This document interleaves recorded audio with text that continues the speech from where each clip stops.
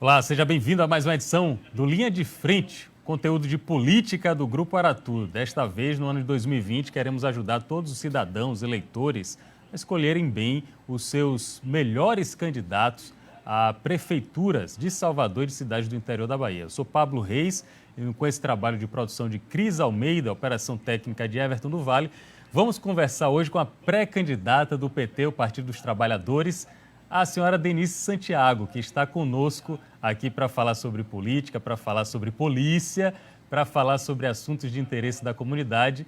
Ela, com essa simpatia e com esse carisma, tem 49 anos de idade e pela primeira vez está concorrendo a um cargo público. Não é isso, Major Denise? Seja bem-vinda, que prazer falar com a senhora.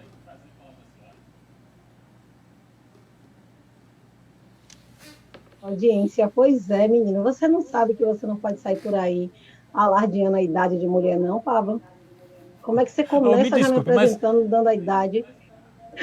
Eu não tenho problema nenhum com a idade, não. Você pode ficar tranquilo.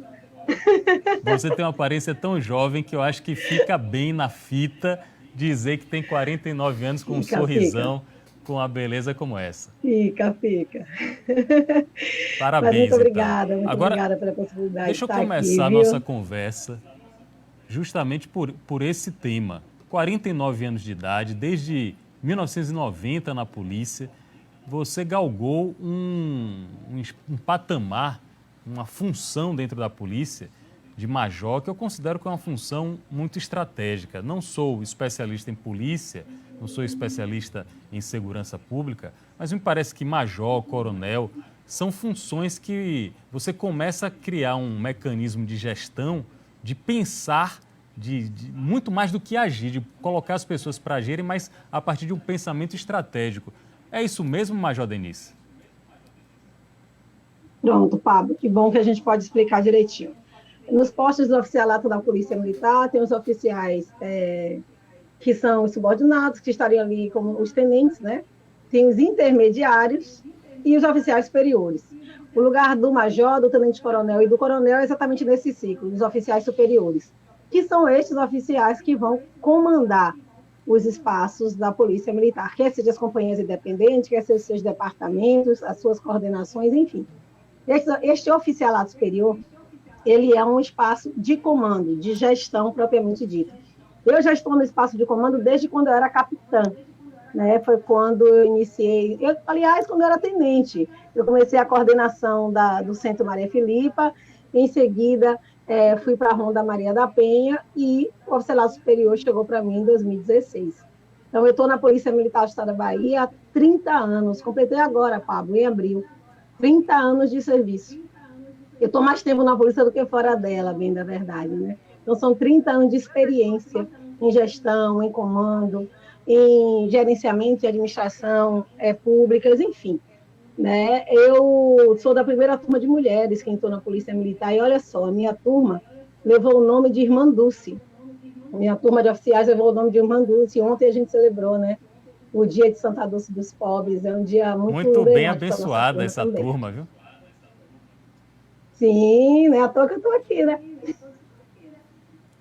Muito bem. Então, já que a senhora trilhou esse caminho de oficialato e também de chegar num status de administração, de gestão, eu imagino que esse aprendizado, inclusive com o processo de pós-graduação, com o processo de especialização acadêmica, isso habilita a senhora a gerir uma cidade tão grande, uma metrópole tão grande, com um orçamento enorme como é Salvador, mesmo sem ter tido experiências anteriores no âmbito da administração direta, da administração pública, da gestão pública.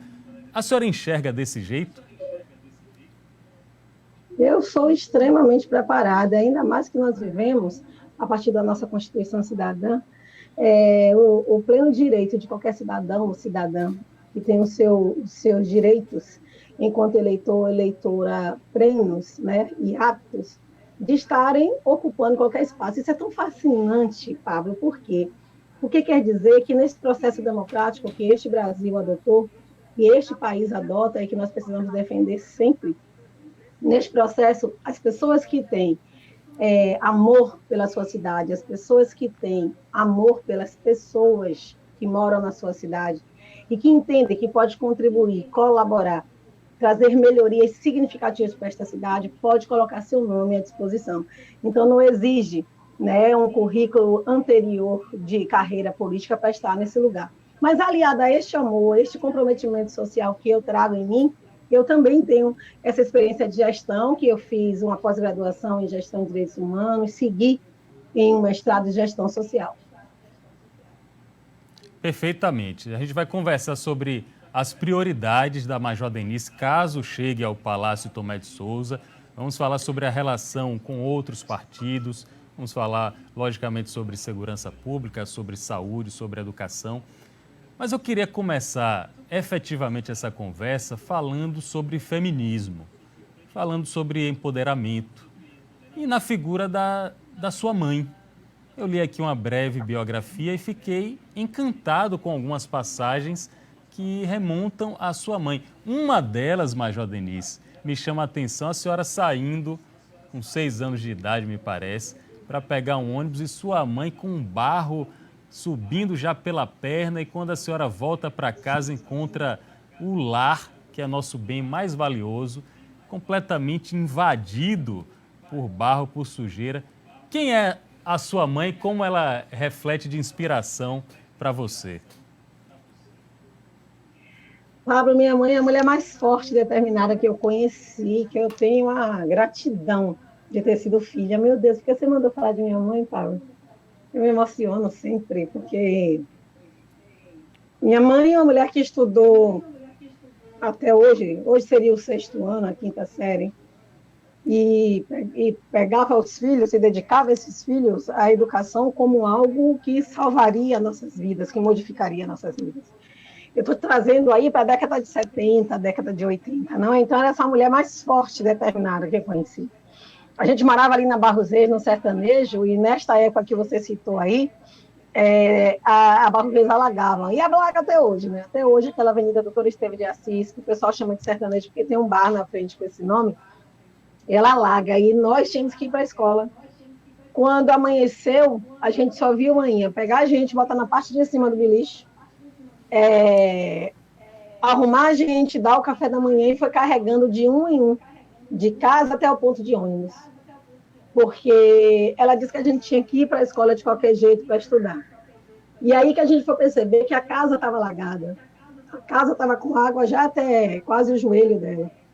Mas ela teve essa força, entendeu? Então, se eu venho desse lugar, se eu venho dessa experiência com uma mulher como essa, eu não poderia ser uma mulher diferente.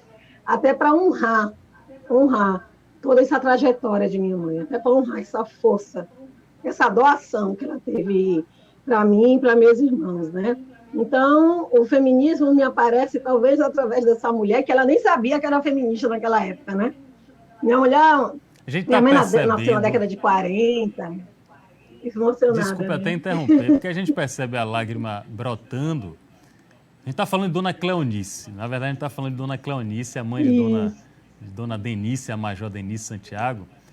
E a gente percebe uma emoção muito genuína, porque a gente está falando de uma guerreira que eu imagino que, mesmo que não fosse sua mãe, você conhecendo de perto, você também se emocionaria. Só que a gente está falando, Major Denise, da década de 70, início dos anos 80, e de lá para cá, ainda existem Cleonices. Ainda existem em Salvador lares como esse que você me relatou. Ou eu estou falando alguma bobagem? Ainda existe o São Caetano, ainda existe o sertanejo, ainda existe o Lobato, ainda existe a suburbana, onde as casas são invadidas por alagamento. Quem são as Cleonices de hoje, Major Denise? São mulheres assim como eu, Pablo, avalio, mulheres pretas da periferia, que na sua maioria são mães solo, na sua maioria não tiveram acesso à educação de qualidade, na sua maioria hoje também vê refletir a sua mesma história de vida nos seus filhos, mas que lutam, que perseveram para que seus filhos entrem numa escola digna. Mulheres que não têm uma creche, acesso à creche para deixar seus filhos e poder trabalhar, poder estudar, enfim, poder seguir na sua trajetória e nos seus sonhos. Homens também, Pablo. homens também que estão por aí lutando para poder defender algum dinheiro para dar mais dignidade às suas famílias, sabe? Parceiros, aliados dessas mulheres, para construir possibilidades, oportunidades novas. Então, eu estou te trazendo na década de 70, que é a década que eu nasço, mas que poderia ser hoje, poderia ser agora. Se chover um pouco mais, eu for ao sertanejo, eu sei que estará alagado também, da mesma forma, do mesmo jeito, na mesma intensidade. Não, então, quando você pauta para mim o que a gente precisa, qual é nosso olhar por esta cidade, está muito posto a partir das cleonices que estão aqui. Eu penso que a experiência da senhora, a partir da Ronda Maria da Penha, que a senhora foi uma cofundadora desse projeto, colocou você, sua equipe, em contato com várias outras cleonices, seja pela batalha da sobrevivência, pela batalha de criar um abrigo, um teto, às vezes um teto emocional, não apenas o teto físico para uma família, e ainda enfrentar essa selva que é a selva da violência doméstica. Antes da gente falar sobre política, eu considero importante a gente tocar nesse tema, Major Denise. A violência doméstica, o apreço que alguns homens têm por considerar uma mulher objeto, uma companheira, muito mais do que uma companheira, algo que ele pode manipular. Quais as experiências que você trouxe da Ronda Maria da Penha para a sua vida e para seu trabalho? A Ronda Maria da Penha, ela me fortaleceu muito enquanto mulher, Pablo. Mas, sobre maneira, quando a gente vai falar de violência doméstica e familiar contra a mulher, a gente tem que entender que este é um crime cultural. E como crime cultural, nós precisamos agregar homens, mulheres, toda a sociedade, para que possamos ressignificar esta condição. É muito perverso, quando a mulher escolhe um homem para ser o seu companheiro, pai dos seus filhos, e é violentada reiteradas vezes, diariamente. Agora, na pandemia, Pablo, me preocupa muito mais que esse isolamento social, que é necessário e que é o único meio até aqui da gente conter a disseminação dessa doença, por isso, fiquem em casa. Esse isolamento social. Esta mulher que antes ficava 12 horas do seu dia ao lado do seu agressor, agora está ficando 24. E aí a gente tem que contar com a solidariedade humana. A Ronda Maria da Penha é esse ponto de ligação entre essa mulher e o poder público, porque o ouvir, o escutar, o acolher. Era muito caso de dor, eu gostei muito quando você fala do teto emocional. A Ronda Maria da Penha, para além de levar a força desta corporação às mulheres na sua proteção, também levava este teto emocional. Eu penso que esse tipo de experiência como mulher, como policial, como cidadã, fortalece, gera um background, uma bagagem muito grande e também gera uma capacidade de enfrentamento.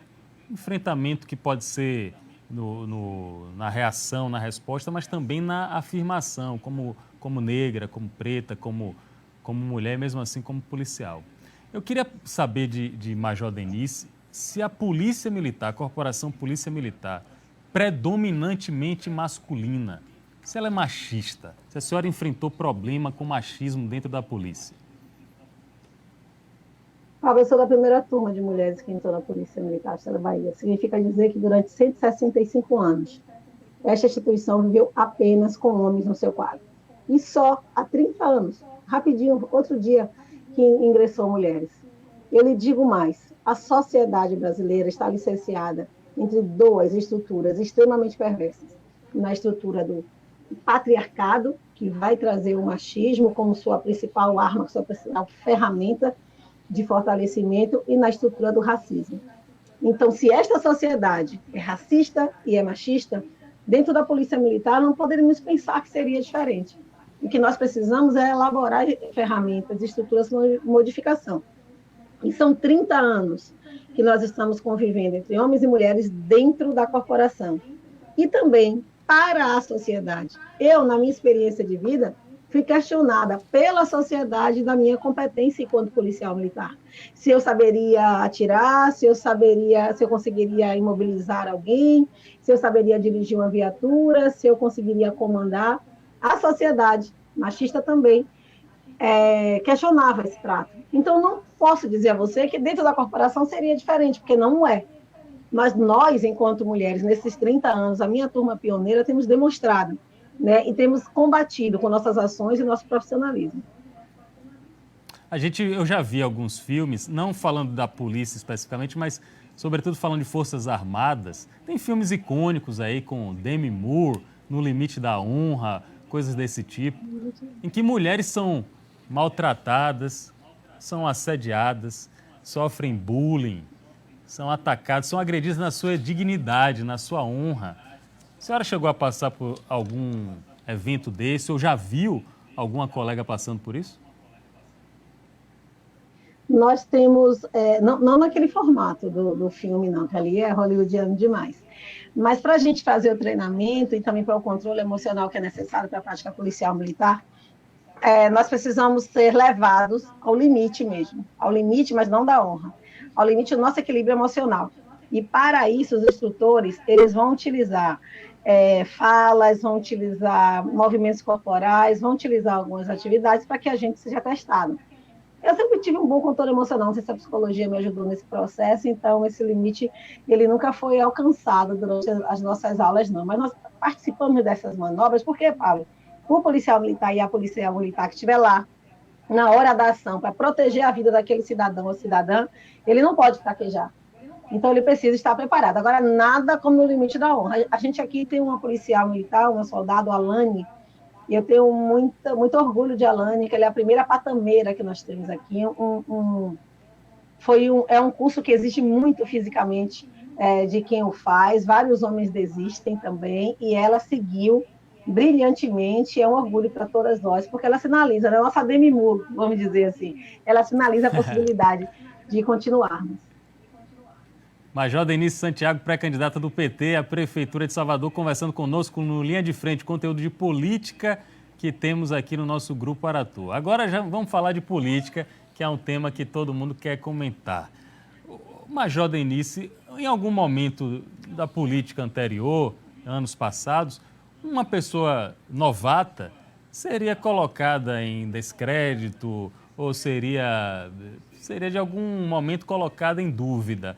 Me parece que a política mudou, as expectativas e ansiedades do eleitor em relação à velha política também se modificaram e novos nomes, novos rostos são cada vez mais abraçados.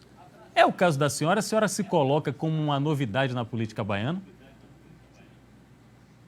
Eu me coloco nessa construção desse novo normal, né? A pandemia tem feito com que todos e todas nós reflitamos também em cima deste novo normal.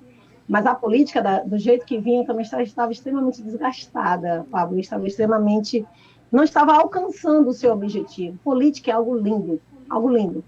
Algo que eu sempre acompanhei durante minha vida e gosto muito de ler sobre, de acompanhar, de verificar as inovações, de verificar a construção de políticas públicas que alcancem de fato seus objetivos, enfim, sempre gostei.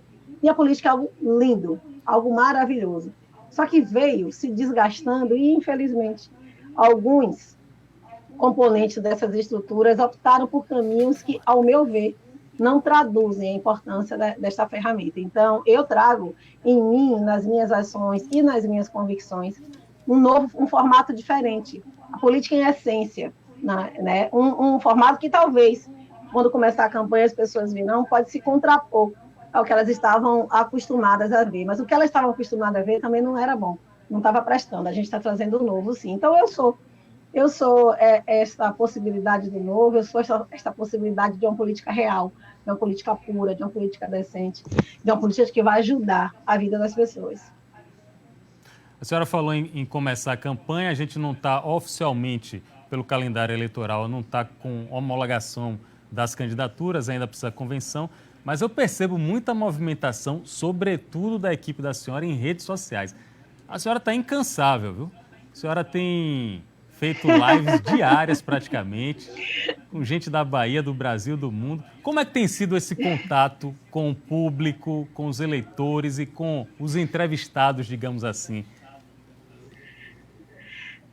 Paulo, do mesmo jeito aí que tua linha de frente está levando tanta informação bacana, eu acho que a gente tem que levar as informações para as pessoas também, a gente tem que se apresentar às pessoas. As pessoas me conheciam muito fardadinha, né?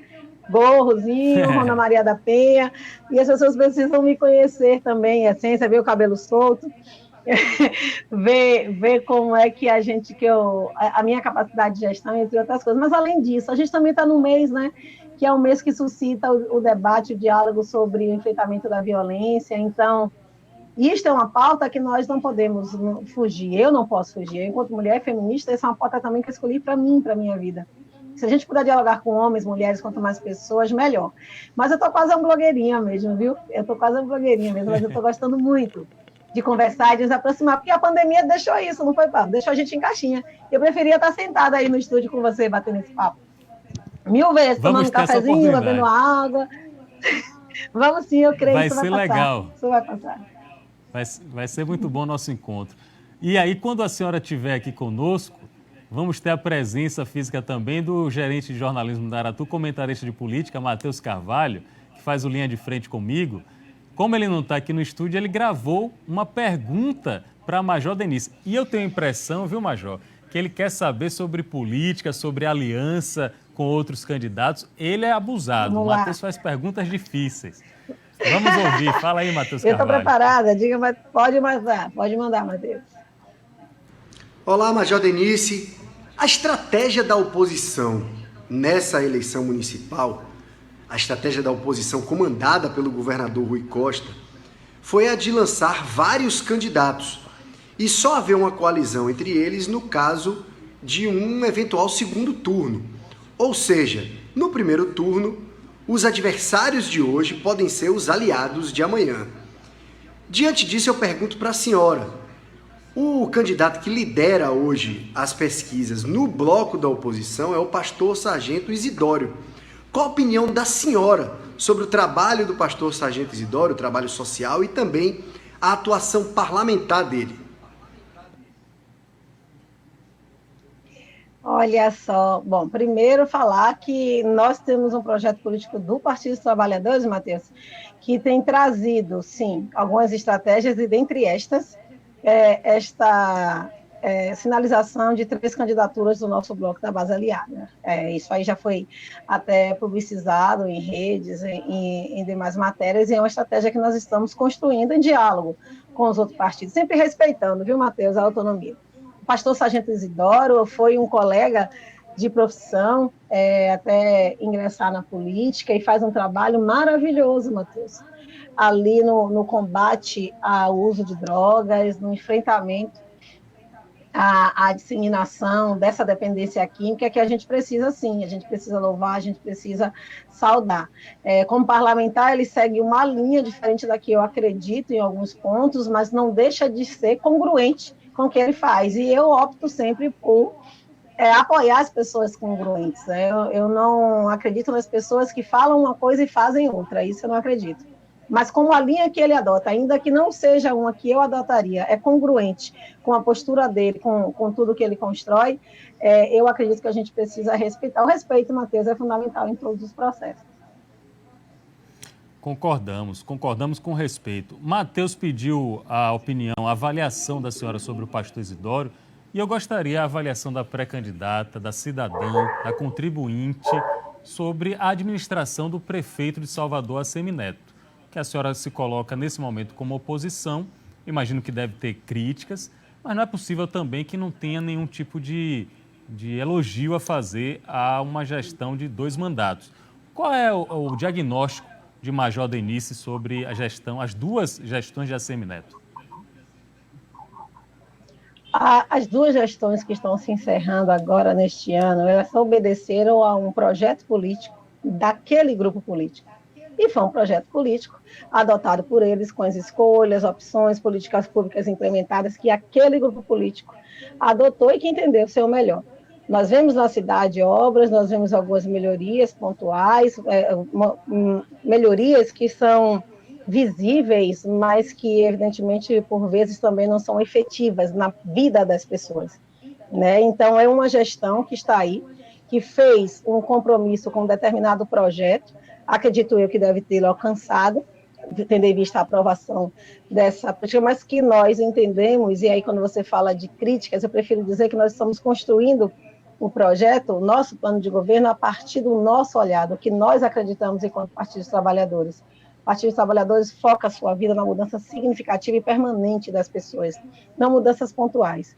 Nós focamos a nossa atuação em políticas públicas que, de fato, vão melhorar a vida das pessoas. A gente gosta, viu, Matheus? A gente sabe fazer isso como ninguém, é de cuidar das pessoas, cuidar de gente. Matheus não, Pablo, Matheus perguntou sobre os idosos. Matheus, não tem importância não, porque esse tipo de confusão, para mim, não me diminui. Eu tenho total admiração pelo meu colega e amigo de 20 anos. Major Denisse, o prefeito Assemineto esteve, durante essa temporada mais aguda da pandemia, esteve muito próximo do governador Rui Costa. Ambos estão trabalhando em conjunto. Claro que, por causa desse período eleitoral, é possível que eles divirjam aí seus caminhos. Tem aprovação da senhora como cidadã? Foi um trabalho bem feito? Está sendo um trabalho conjunto bem feito entre os dois? O governo do estado fez um trabalho maravilhoso, viu, Pablo, no enfrentamento à pandemia, tanto é que está aí. Os dados não negam que nós somos um dos menores índices proporcionalmente à população em disseminação desta doença, né, que tem matado tantos de nós, e aqui já me solidarizo com essas famílias que perderam tanto dos seus entes queridos. E o apoio também dado do governo do estado à prefeitura, essa construção em conjunto, sabe, separar as coisas. Nosso foco é salvar a vida das pessoas. Nós estamos nos prendendo, e aí eu falo para você da perspectiva de uma política nova, de uma política renovada. Nós não vamos nos prender a oposições e posturas adversas no campo político e ideológico. Nós não podemos fazer isso agora, porque se a gente continuar fazendo isso, as pessoas vão morrer. Nós precisamos unir as forças que temos, porque quanto mais a gente somar forças, mais pessoas poderão ter o seu socorro, o seu apoio, o seu cuidado de saúde. Então, esta junção, para mim, para nós todos, nós estamos sentindo na pele, nós estamos sentindo nos números, né? Ela foi extremamente válida, e é assim que precisa ser. Perfeito. Eu estou com a Major Denisse Santiago, pré-candidata do PT aqui no Linha de Frente, pela internet e também pela televisão. O editor do Aratu On, Jean Mendes, jornalista Jean Mendes, tem uma pergunta para a senhora e me parece que é sobre mobilidade, que é um tema, viu, Major Denisse? É um tema que preocupa muito o trabalhador soteropolitano.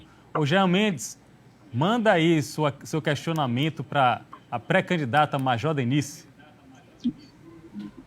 Olá, Pablo. Olá, pré-candidata Major Denisse. Bom dia a todos. Aqui Jean Mendes, editor do Aratu On. E a minha pergunta tem relação com a mobilidade urbana. Bem, aqui em Salvador, motoristas reclamam do que chamam de indústria de multas, né?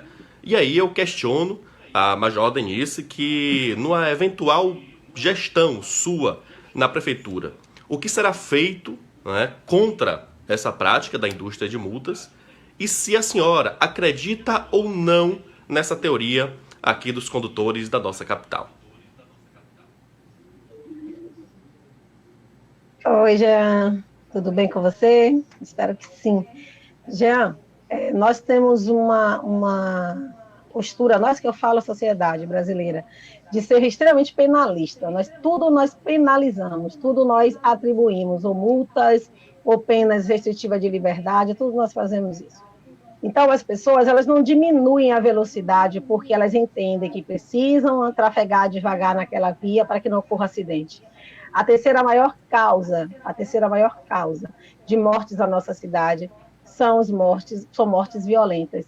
Entre estas, os homicídios, claro, mas também os acidentes de trânsito. Então, as pessoas, elas não reduzem a velocidade, ou não param de usar o celular, porque elas podem ocasionar um acidente e morrer. Não, elas deixam de fazer isso para não receber a multa. Então, a lógica de se colocar a multa é que está equivocada. A lógica de penalizar a ação que está equivocada. Nós precisamos ressignificar a cultura para que as pessoas entendam o porquê de estar acontecendo. Eu não vou deixar de andar acima de 80 quilômetros na Avenida Paralela porque eu vou receber multa. Eu vou andar até 80 quilômetros porque eu sei que eu posso ocasionar um acidente e isso tirar a vida de alguém ou até a minha própria. ou fazer com que essa pessoa fique com deficiência, enfim, não importa a gravidade da lesão. Então, o que nós temos que fazer é alterar isso, são processos educativos, processo de formação. Eu acredito que existe, sim, muitas multas que são aplicadas sem que haja este processo. E aí é um equívoco. Se é isso que você chamou de máfia das multas, desculpa se eu não usei o termo correto, se é isto, eu não vou fechar em um diagnóstico. Mas eu acredito que a ordem que está errada. Nós precisamos inverter essa prioridade. A gente precisa educar, prevenir, e não necessariamente, exclusivamente, apenas multar. Porque sabe o que eu avalio nisso? Quando a gente enche de radar a cidade, quando a gente coloca agentes de trânsito multando, é que nós perdemos a capacidade de gerir o trânsito. E a gestão está correlacionada também com a prevenção, não apenas com o combate. É inevitável, ao conversar com uma pessoa tão especializada em segurança pública, é inevitável falar de violência aqui na capital. É uma chaga do Brasil inteiro, talvez do mundo inteiro, mas aqui em Salvador tem sido motivo de muita preocupação. Lógico que, eventualmente, se a senhora for a prefeita, não tem autonomia para mexer na polícia militar, apesar de ter vários contatos, pontos de convergência, de tangência. Mas a Guarda Municipal, sim, Major Denise. A senhora mudaria a forma de atuação da Guarda Municipal? A senhora mudaria o enfoque, o tipo de trabalho da Guarda? Primeira coisa que a gente tem que parar para pensar quando a gente vai falar de segurança pública, Pablo, é que, infelizmente, a segurança pública se transformou numa das pautas prioritárias que a gente observa em programas, em matérias, enfim. E aí talvez seja um grande problema. É fato que a segurança pública ela é dever de todos, mas é uma missão constitucional do Estado. Mas o enfrentamento à violência é uma atuação do município. O município precisa operar para enfrentar a violência. E o que é enfrentar? Enfrentar não é só combater. O combate ele é decorrente de uma falha neste enfrentamento. Enfrentar é prevenir, é proteger, é preservar, é educar. Então, quando a gente pensa em trazer uma pauta de segurança para dentro de um município, é pensar nesta prevenção, é pensar em atuar a partir das escolas, das comunidades, a partir da oferta de emprego, a partir da oferta de cultura, esporte, a partir da construção dos empreendedores, desde a sua juventude, enfim, para que nós não precisemos, inclusive, fortalecer aparatos. A Guarda Municipal tem uma função belíssima. Ela está onde os munícipes e as munícipes estão. Ela está nas praças, ela está nos parques, ela está nos postos de saúde, nas escolas municipais, ela está onde as famílias estão, onde as pessoas estão. Então, elas precisam fortalecer o enfrentamento desta violência. É essa linha que eu acredito de emprego e utilização. Vai preservar o patrimônio público que está lá como missão constitucional, mas também preservar a violência na vida das pessoas. A Guarda Municipal, em alguns pontos, infelizmente, adotou o que de pior nós temos nos aparatos de segurança pública. É hora de inverter também essa prioridade. A gente não precisa de uma Guarda Municipal eminentemente bélica, a gente precisa de uma Guarda Municipal forte, estruturada, concisa, sabe? E uma Guarda Municipal que entenda a sua missão precípua, que é proteger a vida das pessoas da cidade. Essa pauta segurança pública, eu ouço alguns analistas falarem que foi o que possivelmente determinou a eleição do presidente Jair Bolsonaro. E também ouvi alguns analistas, alguns comentaristas, falando que a decisão ou a liderança do governador Rui Costa na escolha da senhora, na indicação da senhora como pré-candidata, teria partido também com esse interesse de fechar o cerco da segurança pública. É justo dizer que o governador Rui Costa bolsonarizou o PT, como eu já ouvi falar, com a escolha da senhora?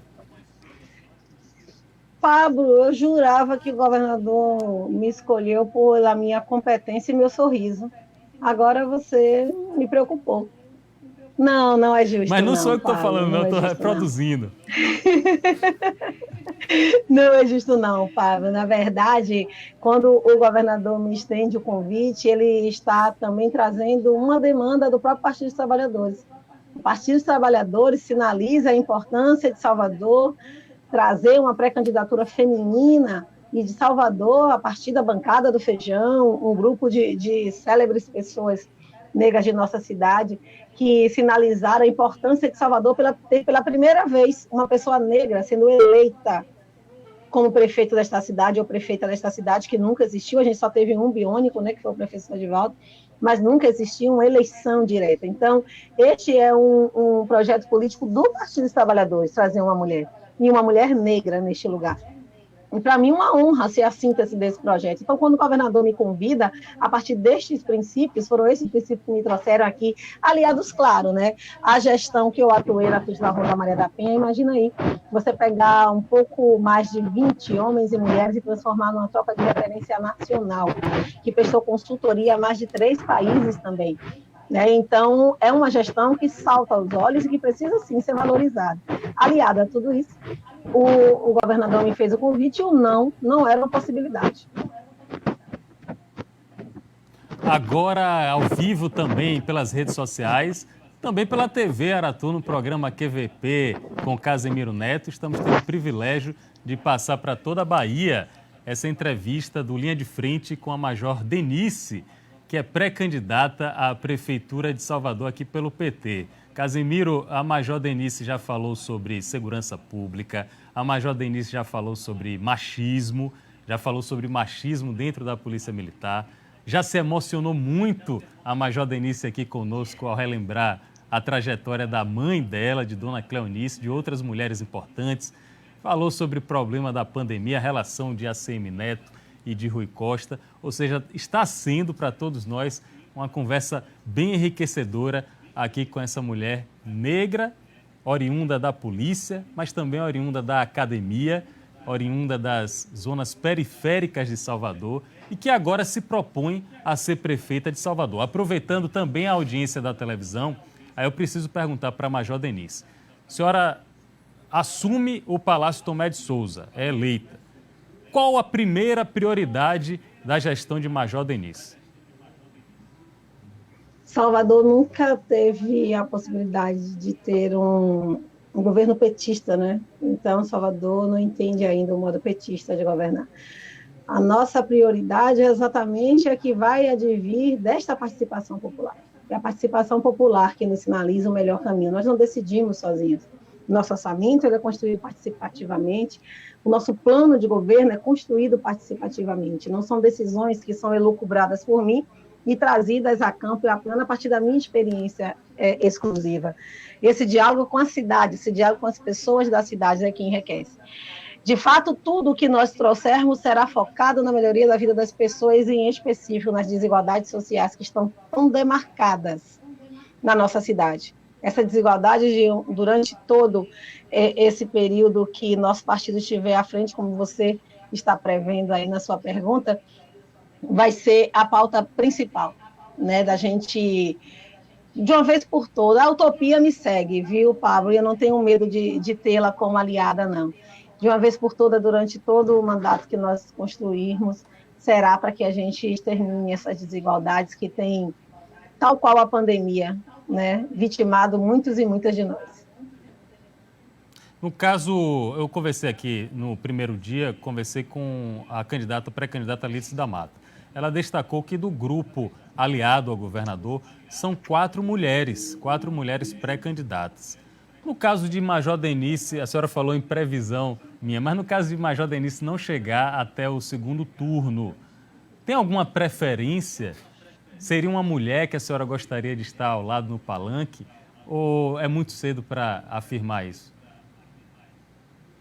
Primeiro, falar que são 4 candidaturas importantíssimas para a história desta cidade, né? Quando essas mulheres colocam seu nome à disposição, quando essas mulheres sinalizam que a mulher também precisa estar nesse espaço de poder, é uma mensagem maravilhosa que nós trazemos para todas e todos nós, né? Entender, sim, essa equidade de gênero para poder propiciar uma igualdade futura.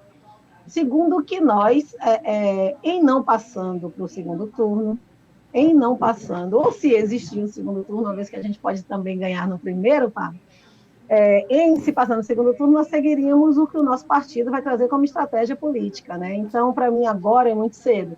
De fato, o apoio irá para algum outro pré-candidato ou candidato lá futuro que esteja na nossa base aliada. Mas agora é muito incipiente. elucubrar ou imaginar o que seria este segundo turno, mas porque eu nem vislumbro, viu, Pablo, essa possibilidade de um segundo turno, e se tiver um segundo turno, um que eu não esteja. É bom ter o otimismo sempre em pauta, porque aí abre um sorriso e anima também a militância. Major Denise, quando a conversa é boa, passa rápido. Para mim foi como um piscar de olhos.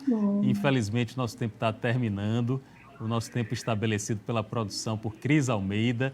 Mas eu quero deixar um espaço para a senhora mandar um recado para os soteropolitanos, até fazer um convite, quem sabe, para votar em Major Denise. Não posso fazer esse convite agora.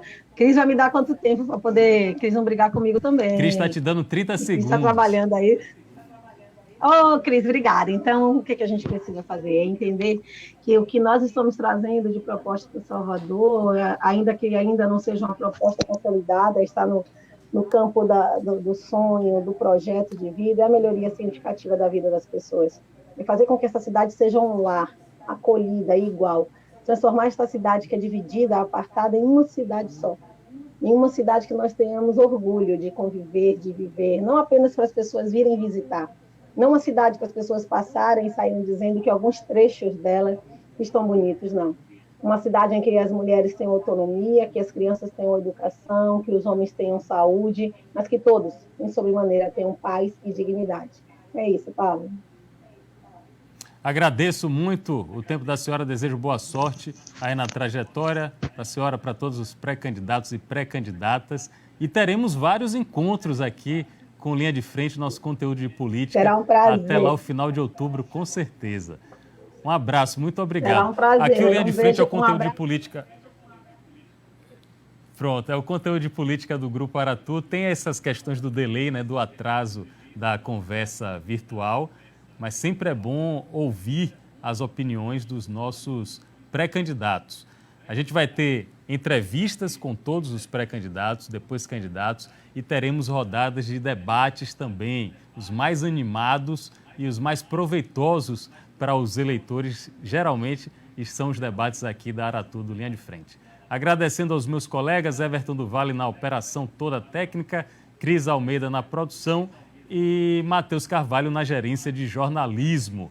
Semana que vem tem mais e vai ter Eleusa Coronel, pré-candidata pelo PSD. Aí no comando da entrevista será a jornalista Cris Almeida. Um abraço a todos, fiquem com Deus. Atenção, viu?